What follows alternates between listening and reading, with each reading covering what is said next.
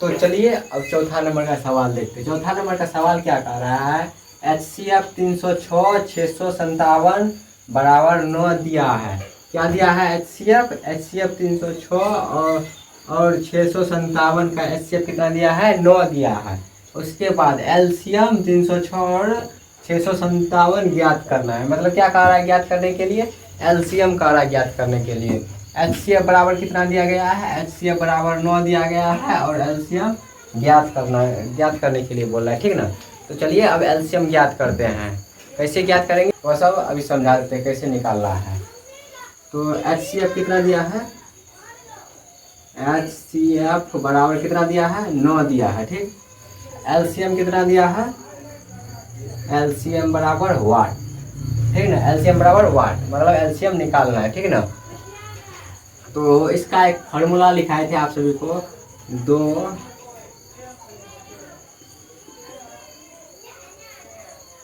संख्याओं का गुणनफल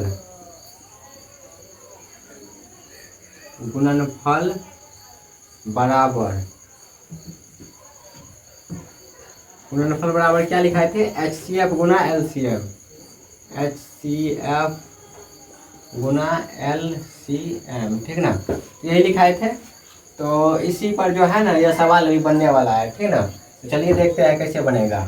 तो ये जो है HCF यहाँ पर दिया है, तो ये HCF को इधर हम ले आते हैं, यहाँ पर बटे में ले आते हैं। तो यहाँ पर क्या लिखेंगे, दो संख्याओं का गुणनफल लिख लेंगे। उसके बाद नीचे में बटे में लिख देंगे HCF। सिर्फ एक ही को लिखना है, ठीक ना, HCF लिखना है एक ही को, क्योंकि LCM ज्ञात करना है। तो HCF दिया गया है और LCM ज्ञात करना है। दो को संख्या भी दिया गया है, ठीक ना, दो संख्या यहाँ पर दिया गया है और HCF दिया गया है, LCM ज्ञात करना है। तो बराबर यहाँ पर बराबर दे दीजिएगा, यहाँ पर LCM, ठीक ना, LCM हो गया, ठीक ना। बात समझ में आ रहा है सभी को।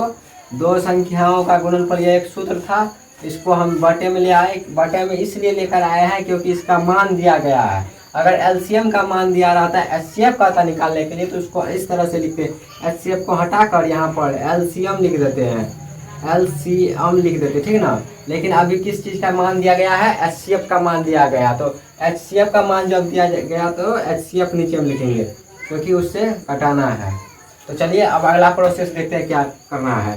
तो 306 लिख देंगे, दो संख्या क्या है, 306, 657। यहाँ पर क्या कर रहा है, दो संख्याओं का गुणनफल यानी कि गुना करना है। तो कॉमा को हटाकर यहाँ पर गुना का चिन्ह दे देंगे और HCF नीचे में क्या दिया गया है, HCF बराबर 9 होता है। HCF यहाँ पर HCF कितना दिया है, HCF 9 दिया है, तो 9 लिखेंगे। बराबर क्या है, बराबर LCM, बराबर क्या है, LCM, ठीक ना। तो यहाँ पर अब इसको कटा देते हैं, कटाइए। 9 3 27, हाँ देखिए, 9 3 27, 9 चौके 36, 34 नामा 306, ठीक, 34 नामा 306। अब इसका जो है ना गुना कर देते हैं, 34 गुना 657, ठीक, बराबर LCM। तो अब इसको गुना करके देखते हैं यहाँ पर कितना आता है, 657 गुना 34,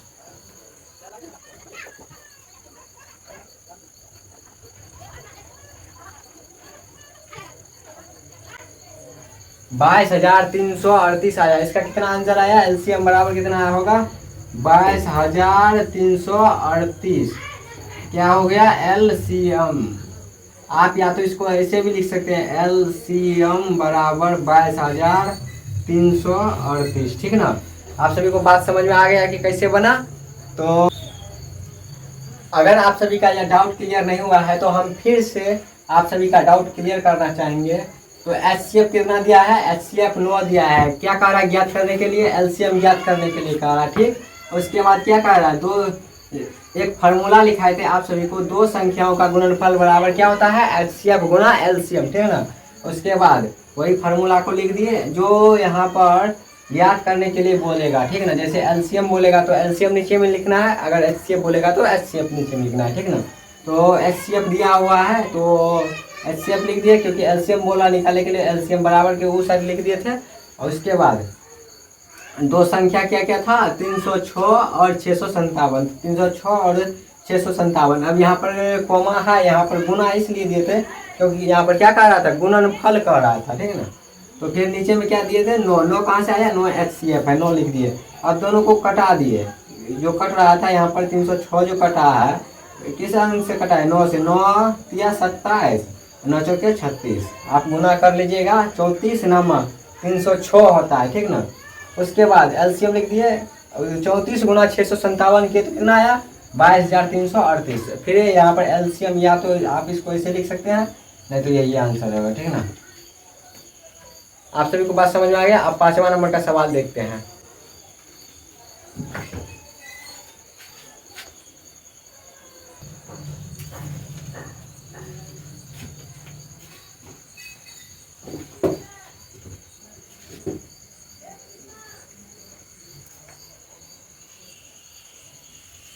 तो चलिए अब 5वां नंबर का सवाल देखते हैं। 5वां नंबर का सवाल क्या कर रहा है, जांच कीजिए कि क्या किसी प्राकृतिक संख्या n के लिए संख्या 6n अंक 0 पर समाप्त हो सकती है।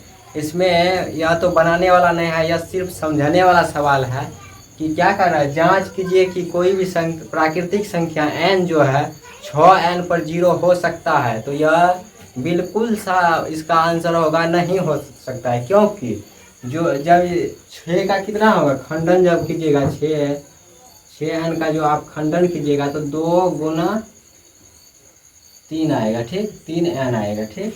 तो यह 0 से तो नहीं हो रहा है। जब भी 0 पर कोई भी अंक समाप्त होता है तो वह कौन सा संख्या है, 5 गुना 2। यह जो है 0 पर समाप्त होता है, यह 0 पर समाप्त होता है, ठीक ना। अगर आपसे कोई पूछेगा कौन सी संख्या है जो 0 पर समाप्त होता है तो 5 गुना 2। यहाँ पर 2 तो मिल रहा है लेकिन 5 नहीं मिलेगा। अगर 5 यहाँ पर रहता तब जाकर यह क्या होता है, 0 पर समाप्त होता है, लेकिन यह नहीं है तो यह 0 पर समाप्त नहीं होगा, ठीक ना। मान लीजिए यहाँ पर अगर क्वेश्चन दे देगा 3n, क्या 3n 0 पर समाप्त होगा, तो इसका आंसर सीधे से होगा नो, ठीक ना। अगर यहाँ पर 10n दे देगा तो इसका आंसर होगा हाँ, यह 0 पर समाप्त होगा, क्योंकि 5 गुना 2 आ रहा है तो 5 दूना 10, 5 गुना 2 10, ठीक, 10n पर यह समाप्त। में क्या लिखना है उत्तर में देकर, इसमें लिखना है 6n गुणनखंड में 3 अतिरिक्त आता है। 6n के जो गुणनखंड किए थे 2 गुना 3 या 3 गुना 2 कीजिए तो उसमें 2 तो आ रहा है, यहाँ पर 2 तो आ रहा है, लेकिन 3 जो है अतिरिक्त आ रहा है, 3 अतिरिक्त आ रहा है। और कोई अभाज्य गुणनखंड नहीं है। और क्या है, 3 कोई भी अभाज्य गुणनखंड नहीं है। 3 का अगर अभाज्य गुणनखंड निकालिएगा तो 1 गुना 3 आता है, जिसका कोई भी अभाज्य गुणनखंड नहीं है, ठीक। उसके बाद इसलिए ऐसी कोई संख्या n नहीं है जिसके लिए 6n अंक 0 पर समाप्त होगा। तो इसलिए क्या होगा, जो कोई भी संख्या n नहीं बनेगा जो कि 0 पर समाप्त होगा। सिर्फ क्या बनेगा, 5 और 2। 5 और 2 जो है एक ऐसी संख्या है जो 0 पर समाप्त होता है, ठीक ना। तो अब चलिए 6ठा नंबर का सवाल देखते हैं। व्याख्या करें कि 7 गुना 11 गुना 13 प्लस 13 और 7 गुना 6 गुना 5 गुना 4 गुना 3 गुना 2 गुना 1 प्लस 5 भाज्य संख्या क्यों है। इसमें यह पूछ रहा है, यह जो 2 संख्या दिया गया है गुना वाला, और यहाँ पर जो यह दोनों तो गुना वाला दिया गया है, यह पूछ रहा है भाज्य संख्या क्यों है। तो इसको आप बताना है कि भाज्य संख्या किस आधार पर है। तो आप इसको इस प्रकार से बना सकते हैं, या तो आप इसका पूरा गुना कर दीजिए, नहीं तो आप कि 2 से कहाँ कहाँ पर भाग लग रहा है, ठीक ना। इसमें कुछ कॉमन भी आ सकता है, लेकिन हम जो है ना सिंपल तरीका से गुना करके बनाते हैं, ठीक ना। देखिए कैसे बनता है, पहले यह बनाते हैं, ठीक ना।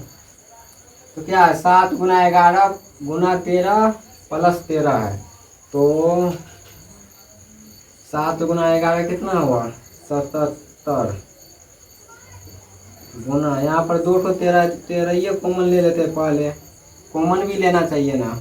7 गुना 11 गुना 13 प्लस 13, ठीक। यहाँ पर अगर हम 13 कॉमन ले लेते हैं तो 7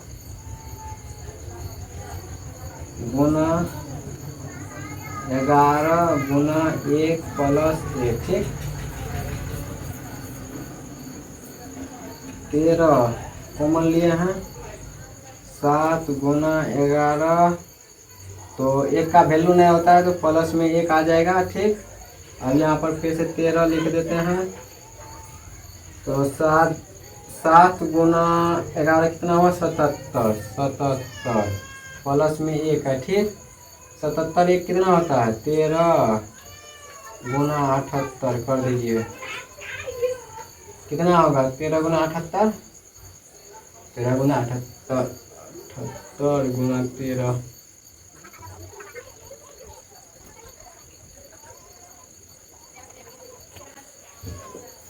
10 14 आंसर है, ठीक ना। 10 14 एक बार आप लोग यह देखिए, 10 जो 1014 जो आया आंसर, यह क्या 2 से भाग लग सकता है, तो ये सभी का जवाब आएगा हाँ। इसमें जो है 2 से भाग लग जाएगा, क्योंकि 10 में भी 5 से भागा देंगे तो 5 दूना 10 हो जाएगा, 14 में 7 दूना 14 हो जाता है, ठीक ना। तो यह एक भाज्य संख्या है। किस प्रकार से भाज्य संख्या हुआ, क्योंकि यह जो है ना 2 से डिवाइड हो रहा है। भाज्य संख्या किसे कहते हैं, वो ऐसी संख्या जिसमें 2 से पूरा पूरा भाग लग जाए उसे क्या कहते हैं, भाज्य संख्या कहते हैं। अब चलिए यह 7 नंबर, ये दूसरा नंबर का बनाते हैं, तो 7 गुना 6 गुना 5 गुना 4 गुना 3 गुना 2 गुना 1 प्लस 5, ठीक। अब इसमें कोई भी संख्या कॉमन नहीं आ रहा है। यहाँ पर हम चाहेंगे तो 2 कॉमन ले सकते हैं, लेकिन 2 प्लस में ना है तो नहीं लेंगे कोई भी संख्या कॉमन। 5 ले सकते हैं क्योंकि 5 प्लस में, तो 5 कॉमन ले लेते हैं। 7 गुना 6 गुना 4 गुना 3 गुना 2 गुना 1 प्लस 1। अब यहाँ पर आप लोग बोलिए 5 काहे नहीं लिखे, तो 5 कॉमन ले लिए तो 5 यहाँ पर भी नहीं लिखे और यहाँ पर भी नहीं लिखे, ठीक ना। तो उससे घबराइएगा नहीं, फिर 5 लिख देंगे। 7 गुना 6 गुना 4 गुना 3 गुना, यहाँ पर 2 गुना 1 करेंगे तो 2 ही रहेगा, तो 2 लिख देंगे प्लस 1, ठीक। अब इसको यहाँ पर बनाते हैं, 5 7 के 42 गुना 4 तिया 12 गुना 2 1 3, नहीं यहाँ पर 4 तिया 12 गुना 2 प्लस 1, ठीक। उसके बाद देखिए यहाँ पर 5, यहाँ पर 2 1 3 हो जाएगा, 42 गुना 12 गुना 3, ठीक। 5 गुना 42 गुना 12 36, ठीक।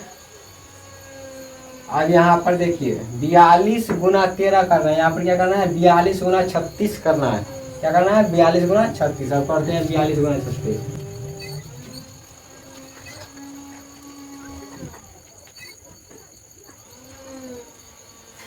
कितना आया 1512 आया, 5 गुना 1512, ठीक ना।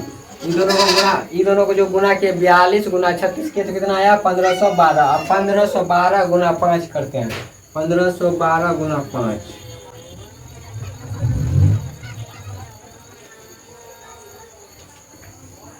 इसका जो है 5 गुना 1512 में जो किए थे उसका कितना आया, उसका आ गया 7560, ठीक ना। 7560 आया इसका आंसर। अब बताइए यह भाज्य संख्या है या अभाज्य संख्या, ठीक ना। यह लेकिन भाज्य संख्या है। कैसे भाज्य संख्या है, चलिए आप सभी को भागा देकर दिखाते हैं। 7560 है, ठीक। इसमें 2 से भागा देंगे, 2 तिया 6 1 5 7 दूना 14 8 दूना 16 0 0 हो गया। या आप सभी को कंफर्म हो गया कि यह भाज्य संख्या था। तो अब 7 नंबर का सवाल आप सभी बनाकर कमेंट में जवाब दीजिएगा, ठीक। मिलते हैं विज्ञान के महत्वपूर्ण प्रश्नों के साथ बहुत जल्द। तब तक के लिए जय हिंद।